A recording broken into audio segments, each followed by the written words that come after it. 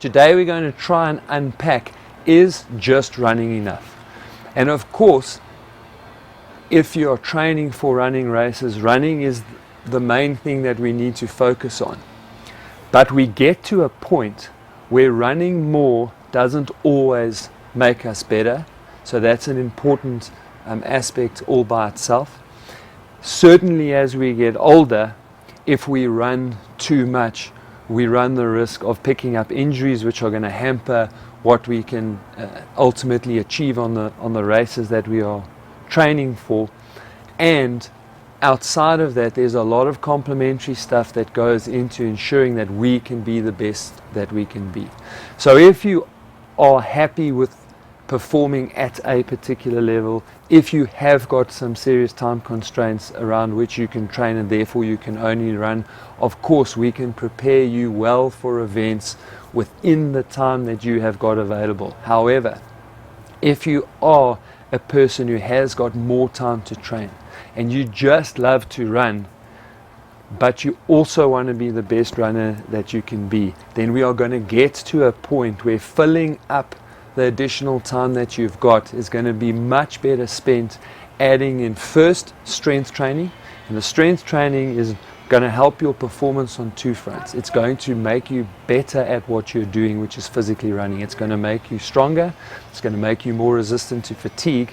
And number two, it's going to make a huge difference to your body's resilience. In other words, to reduce your risk of injury.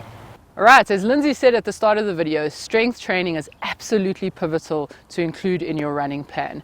I know for a fact that runners know this and yet they still don't do it, alright? And I think the reason is partly because if you don't understand why strength training is so important, you're never going to include it in your plan. There's a couple of reasons as to why, and so the first one is the obvious one. It helps with injury prevention. And the reason it does that is because a lot of your smaller muscle groups don't tend to work as hard or when they're not getting utilized as much, the bigger muscle groups just tend to take over. And those smaller muscle groups are really the ones that are the stabilizers. They're the ones that help your hips stay in place, they help your foot mechanics and your landing mechanics, and so we really need to ensure that those stabilizing muscles are working really, really well. Running is a repetitive sport, or this constant repetitive action, and so those muscles get really, really tired and fatigued so quickly, and so they don't work in their normal sort of function of stabilizing the joints in the right sort of place.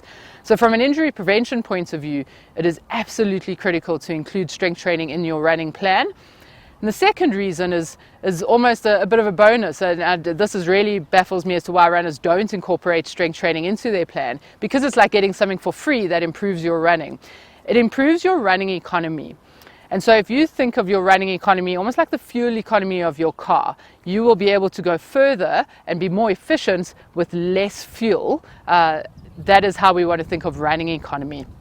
And essentially, strength training can improve your running economy by 4 to 6%, depending on your level and depending on how much strength training and the type of strength training that you're doing. So you're getting this overall improvements in your running and becoming a better runner just by doing strength training. So those two aspects are really, really key. The injury prevention, that keeps you consistent. It keeps you maintaining, so you can build those building blocks of running over and over again. And two, it helps with your running economy, and so it improves you as a runner. The third aspect that I want to touch on a little bit with strength training is, as we get a little bit older, essentially your aging process starts in your third decade of life, and we are, as males and females, start losing lean muscle mass within that time. It's a pretty linear process, but as you get above 50, it becomes quite exponential. And that is probably the number one reason why you're slowing down. And strength training is therefore absolutely vital to help with this loss of lean muscle mass, and as a result will really make a massive impact in your activities of daily living, but also even more so in your running as well. We have put together a free strength training plan, and if you want to get that, you can click on the link that's on the screen now to get access to it. So once we've added in the optimal amount of strength training and got the balance right there, if you still have more time available to you, then you are going to add in cross training. And adding in cross training is going to make a much better and bigger impact on your training than going for more miles, more volume when you're running. I'm going to hand over to Devlin now to unpack cross training. As you may have heard, to be the best runner, you need more than just running. We're going to talk about cross-training. Why is cross-training important? And actually, let's start. What do we mean by cross-training? So cross-training really comes down to doing other modalities than just running. So things like swimming, cycling, even rowing helps with that as a cross-training option. The reason being is it takes that eccentric load off the legs, so it's not that heavy pounding on the legs all the time. We can still do some good quality, higher intensity sessions on a bike, for instance, where we're getting very similar physiological responses to what you would if you were running. However, as I mentioned, you're not loading and you're not pounding the legs the whole time. So we can achieve that. It means you recover a lot quicker for the next time you are out on the road running. Another really cool reason to be able to use a bit of cross training is also just for a bit of a mental break, to take that monotony out of just running, not every day, but just consistent running over and over and over again. So adding a little bit of variety also just spices the program up, keeps things interesting, and as I mentioned, just helps with getting the best out of your training and allowing you to recover well. Let's talk recovery. So I've mentioned recovery earlier when we were talking about cross-training and how you can use cross-training for recovery to take a little bit of the load off the legs as well and to at least keep ticking over. But why is recovery important?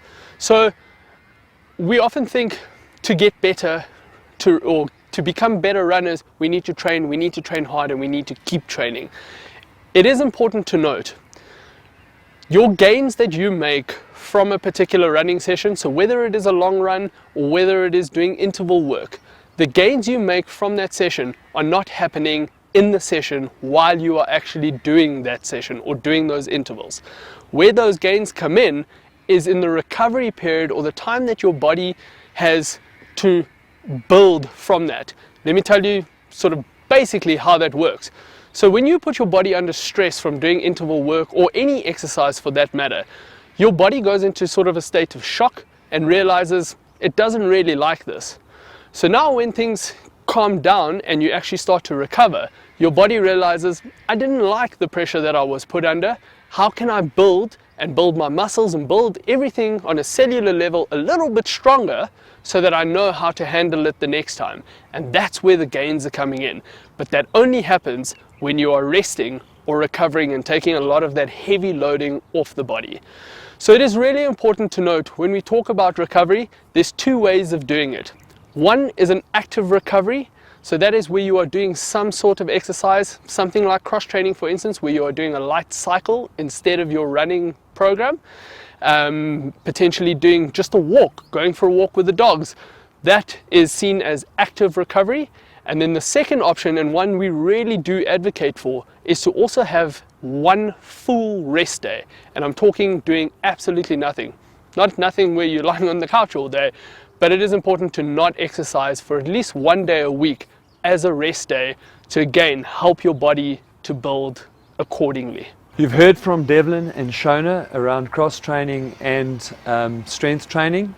Now it's time for us to figure out how to put it all together and make sure that you've got a plan that you can achieve and a plan that you can recover well from, as Devlin unpacked, and a plan that's going to give you the results. So typically for people who are working full day, have family that need to be that we need to spend time with, you're probably not going to be able to handle much more than 4, maybe 5 days a week of running, plus 2 to 3 days of strength training, and then add in a little bit of recovery time. Devlin's explained to you how to track the recovery, and that's really the key here, because you can put in around those 3 things as much as you can handle and still feel reasonably good going from session to session, or at the very least carrying a little bit of fatigue into your non-impact cross-training sessions and your easy runs and recovery runs. If you're arriving at your long runs and your high intensity sessions feeling relatively good, taking into account all the recovery stuff that Devlin talked you through, then you are probably on the right track and can handle the volume of training that you've got. If you are not ticking those boxes, then you want to start taking a session or two out. So for me, a typical week would look something along the lines of 2 runs during the week. One of those would be a specific session around intervals, hills, that type of thing. It will be an easy run on the weekend, a long run, and then an easier 2 recovery run. I like to keep my running days as standalone days, and then if we've got more time to train, if we're feeling good, we would add in 3 strength training days, and on those same days, if we're going to add in the non-impact cross training, cycling and so on, we will do those on your strength days. So that is typically a very good week: 2 strength days, 4 running days, and on your strength days a little bit of cross training. If you found this video useful or got good value out of it, please click the like button.